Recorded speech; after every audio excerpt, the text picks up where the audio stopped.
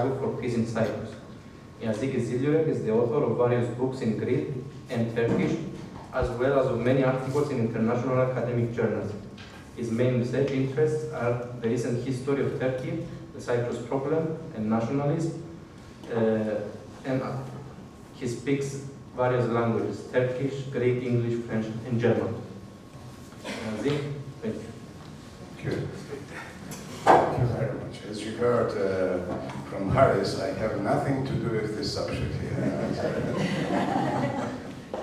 So I'm in a difficult position, but I will try to engage into a kind of dialogue.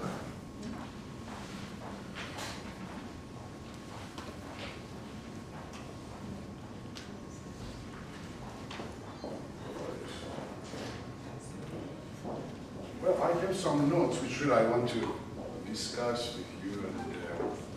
And my first problematization, listening Dr. Monica Keller's, and then, well, is rather how much can we really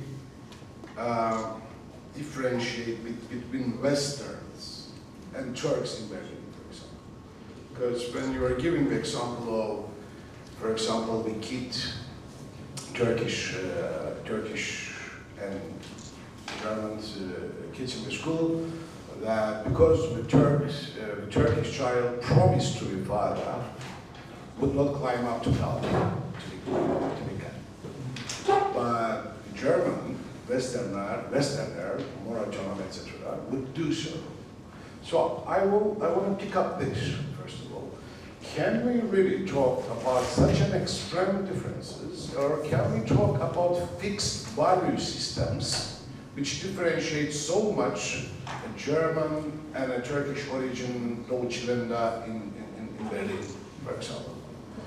And just to give further thought for discussion, if it comes to an analysis of a culture, for example, we would all, for example, easily make an analysis about the Turkish patriarchal culture, all right?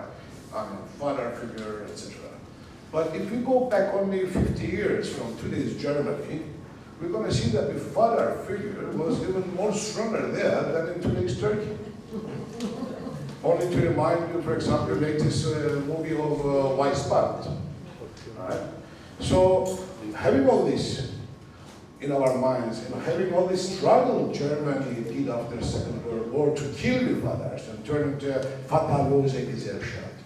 Can we do this kind of differentiations really in an easy way? So that is maybe one of the options I know most, maybe that's why I'm starting like this.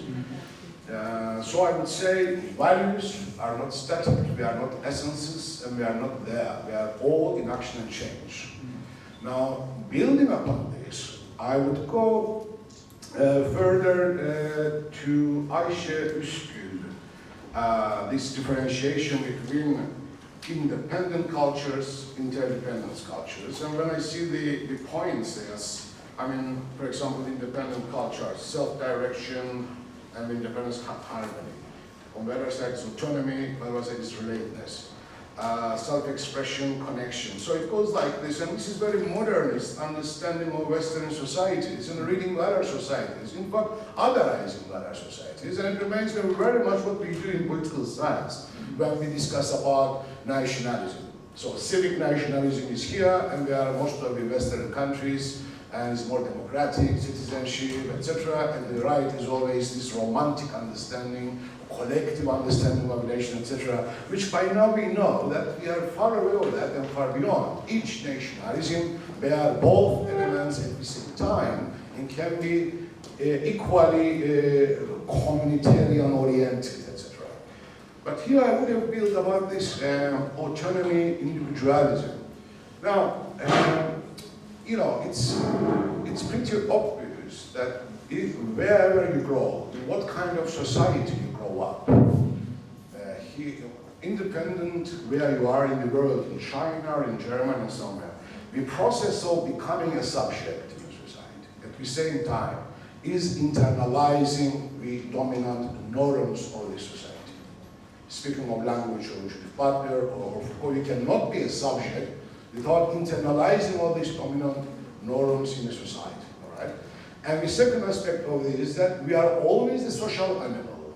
So this individualism thing, or lack of interdependence, it seems to be a very abstract construction. There is no such a thing. In order to be a subject, you are part of a social space, and you are totally dependent on the others. So I would say interdependence is very much part of every social group or society. And it acts in a very similar way, independent of where we are.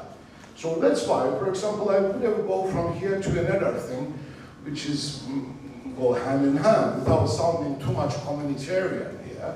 I would say, for example, politics of recognition is one of the central, maybe, ideas we should guard. And going back to Hegelian, first of all, Hegelian slave and master dialectic. You are not yourself if you are not recognized by the other. And you are dependent always by the other.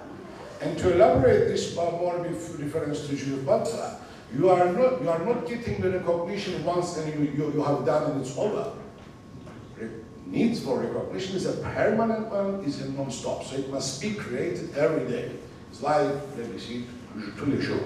We are all in need of that thing. So this shows very much that we are acting in a cultural, social environment, very much dependent upon each other, but also under predominant norms which are related very much to the power.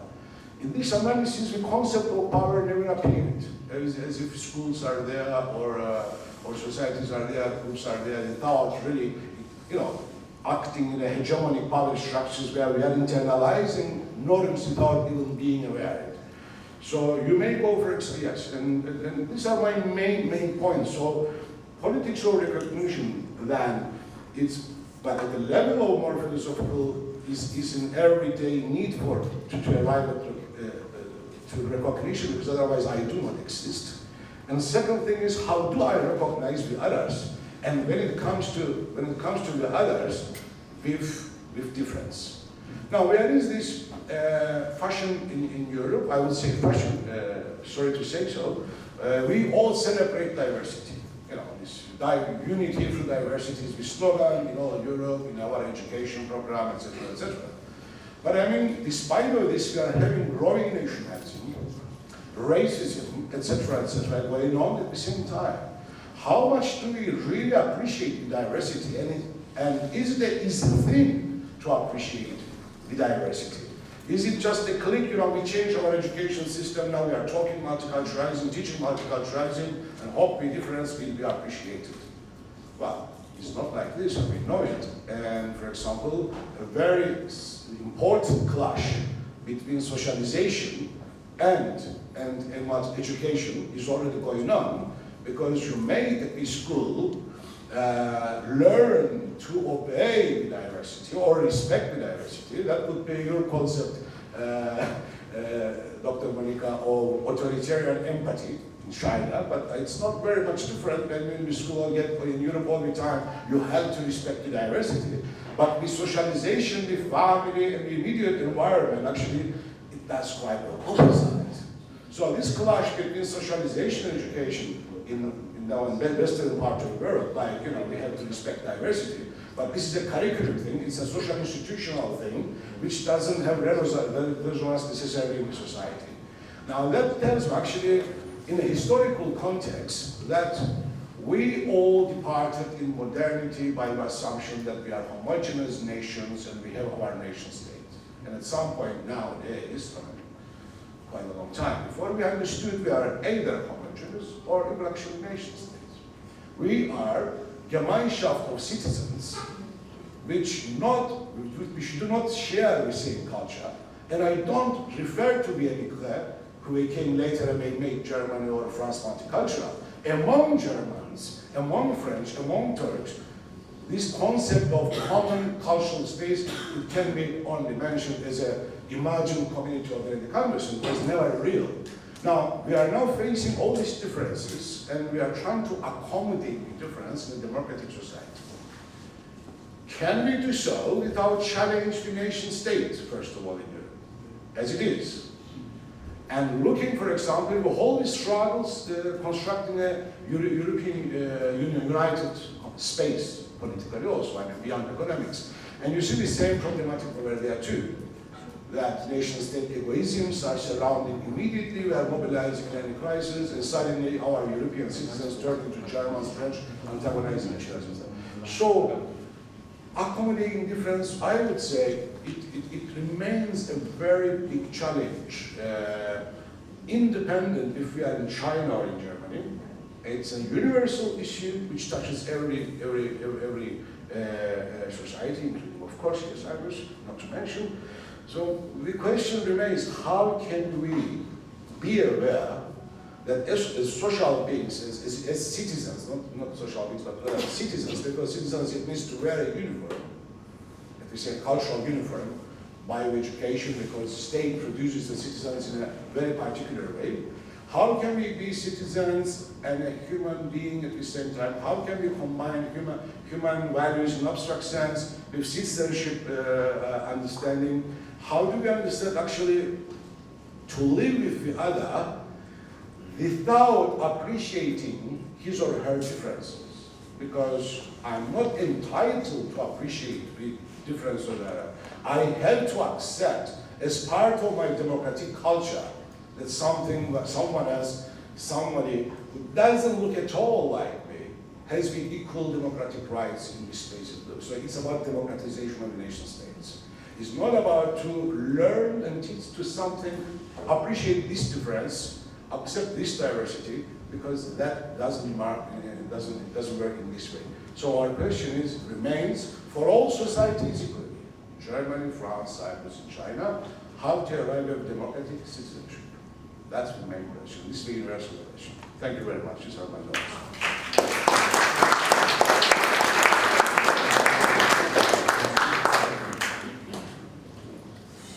Do you want to go? It means that we have a chance to discuss first and then the public should contribute. I feel extremely challenged and motivated by your comments because it's clear you're a political scientist. We have a son who's a political scientist and he very often talks to me how trivial my little experiments are to give something to the real, political world. So I think we also have a disciplinary difference. I'm a developmental psychologist and I couldn't agree more to what you have said. I really see it like this, and still my method is starting with these tiny little situations where I can see how children make meaning of situations.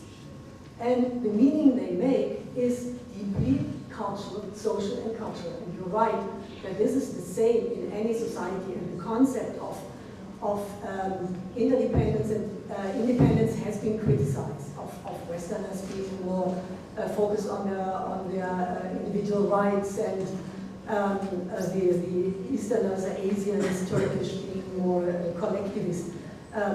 Especially Elliot Turiel, a developmental psychologist from California, he showed that both these styles are there. And still I must say, because I've looked at so many discussions in these interviews that we had in these different cultures, it is so clear that the meaning making that these kids have is deeply culturally conditioned, or it's geprägt, constituted, I should say. But this is, you are absolutely right, a historical moment, one time, one point in history where I look at these children. And if we think back of Piaget in the 30s in Geneva, his whole theory of relationships of constraint and symmetric relationships is deeply historical. But I must say still, my program, or our program, really allows to disentangle some of these aspects that are cultural and other aspects that are developmental, like the construction of these relationships, this concept of how you come to understand the social world in an ever more complex world and see yourself acting in this world. Developing this type of reflection is something that has to take place in every society, But what then are the important aspects on which you focus? This changes developmentally and it changes socially and historically. And this is why I mentioned this, that we went back to the field 25 years later in order to see what is stable in our findings and what is kind of historical. And we find stability and differences, which shows that there are historical developments. And I'm really very much aware of this. But still, my method is really different from this. And I think also what Wolfgang Edelstein said, I mean, this is the same question that the two of you are, and that I am dealing with. What can we do? And we know that people live in institutions and that there are power relationships. And we have the same debate on neoliberalism and communitarianism, where we have independence and interdependence.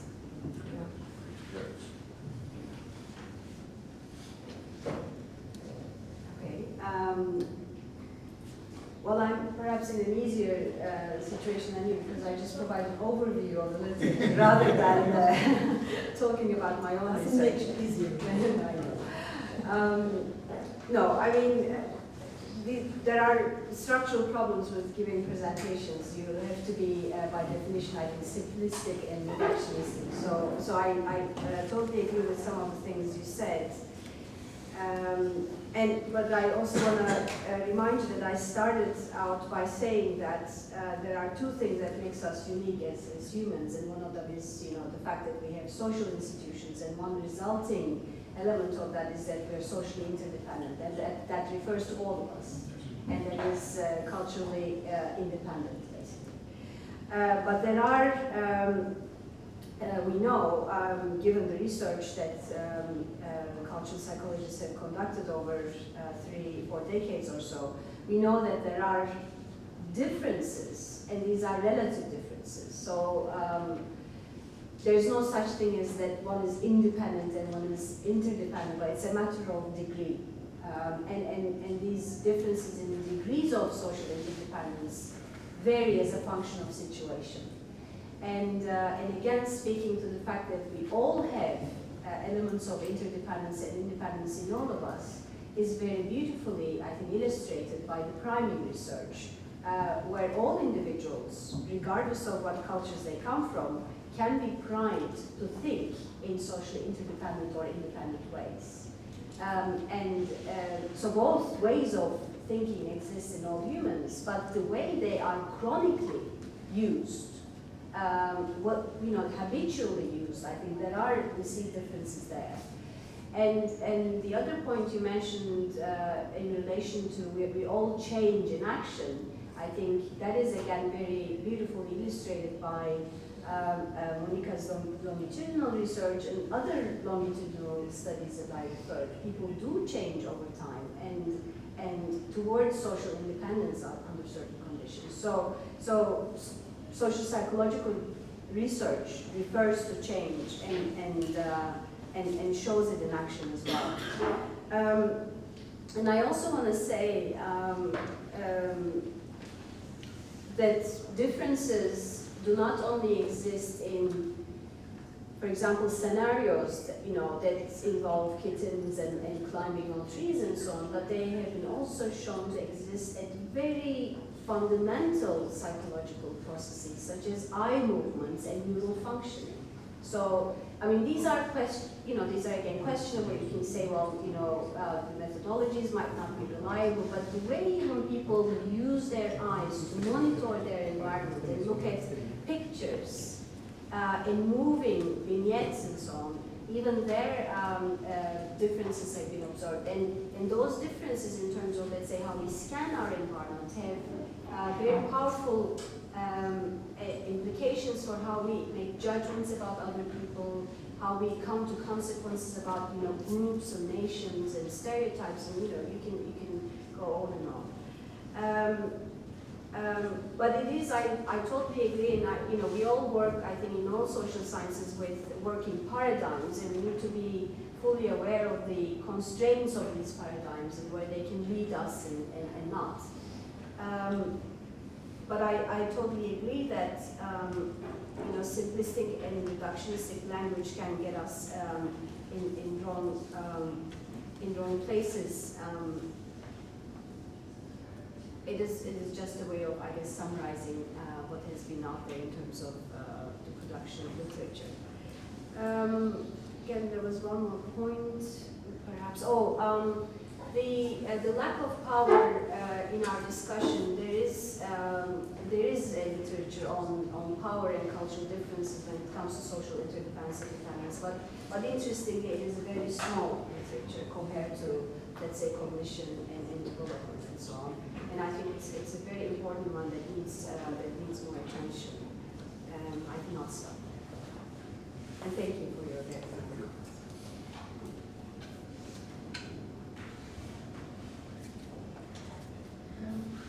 I might just add a comment. I don't think you don't need to refer explicitly to what I was saying, but in studying this type of phenomena, this relationship to fiction, I had to consider people within their environment and within specific group and within a specific institution. And perhaps what I want to say is that when we discuss about those, given the tradition between main tendencies, between groups, or between more intellectual, maybe the social cultural tradition or the social tradition invites us to see the mediating institution. Things don't go just from the general group to the individual. It's not because a person belongs to a general group that it becomes such and such, but you have an institution at different levels that diffracts those tendencies and forces. And to take example coming from the studies I was talking about, in the same Swiss democratic society, if you want, you have schools, because they have different purposes, different goals for the students, who would emphasize some tendencies in the students, not explicitly, not deliberately, but they would encourage the student, the teachers, or the teachers would feel more encouraged to support the more autonomous way of thinking of students, or more reflective and more critical. Whereas in other environment, for all kinds of political and ideological reasons, teachers would be in their institutions encouraged to support other aspects of the children's understanding and learning. So I think when we do this analysis, indeed we have to consider power, but how it's diffracted at different institutional levels. And I think we might hear about this afternoon. And I would like to add one more sentence. If I would reverse this now, I would ask you, what would you do as a political scientist to develop, to change schools, to develop children, to foster all this overcoming of exclusion things? What would you do? How would you start? I know you would want to start society, to change society, but how can you do that? You really challenge me. But no, I was employed as a comfortable discussant here.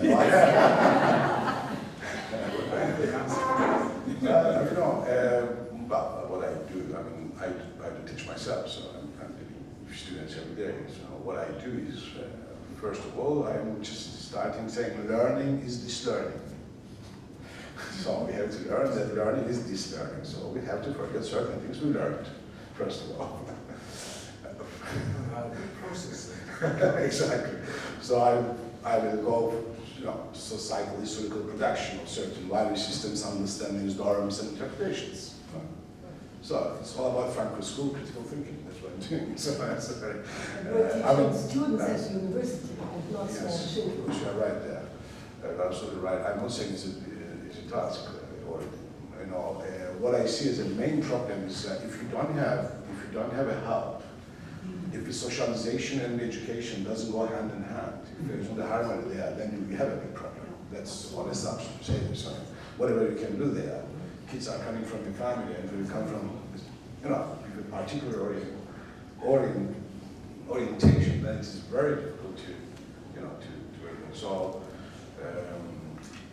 another thing about what you said, cultural symbolic productions, I appreciate very much what you said about films, especially because I also produced a documentary with a Greek Cypriot friend, thanks to German television, ZDF, many years ago. It's ZDF production, actually. So working on this and seeing the effects of that kind of images, I understand is very, very important. But again, you cannot consume a cultural good in one way. It's quite complicated how you consume on this thing. And since we're talking about the school education and films, I just remember this wonderful German movie, Die Welle, recent movie, rather recent movie, but yeah, I mean, we can never say fascism is over for good. All right, so that is my always concerns about. I don't know how much to emphasize the difference between Western and non-Western societies. When it comes to democratic enlargement of democratic horizons, it remains a very big issue in all parts of the world. That's my emphasis, actually. Absolutely. I think we couldn't more than agree.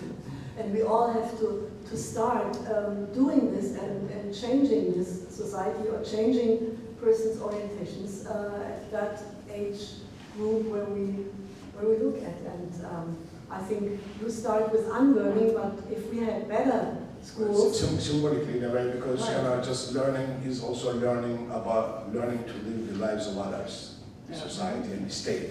You live the life of the state without understanding it. So I mean, in that sense, it's good to forget something about it, in a way to challenge what is there to be learned. Because the question is also here is how democratic a curriculum is established. Yeah. And I know the differences between developed democracies and less developed democracies. Of course, I would not say we are, for example, the same with Germany, as Cyprus, or France. We are not. And our difference is not cultural or whatever from origin. It's the niveau of democratic achievement. And that difference, of course, should be appreciated. I mean, I studied myself in Germany, seeing all German political history, criticizing recent, being self-critical, being awareness, what's happened in the past, for example. All this Vergangenheitsbewältigung, brilliant work done, and so on. And when it comes to Cyprus, for example, we can't even touch a taboo.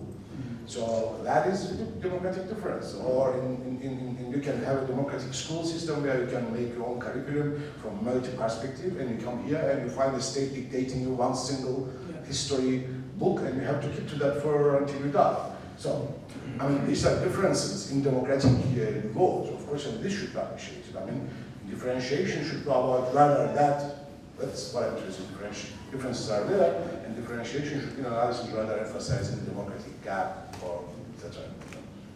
You would look at this gap, and we as developmentalists and people in socialization would already start to look at, and you do that too, at the origins of reasoning in families. And we have family experiences, and there we can see how parents deal with children, and even there is a big debate now coming that's I'm not touching on that. But anyhow, we are looking at the types of relationships that would foster something like what I guess Wolfgang had in mind when he was talking about this democratic habit. Something like that, it is possible to talk, that you are not in relationships where you have just to accept what someone else says, so that there's a certain liberty. But you would say maybe this is different in certain states, and there's more flexibility in one form of interaction than in others, and this has to do with history and with the times one lives in. But this is where it starts, and then goes into kindergarten, and the same happens there. How many relationships of constraint are there? Or are children really learning right from the beginning that they are active agents who participate in their own socialization? And this is very crucial, I guess, and from there it goes on.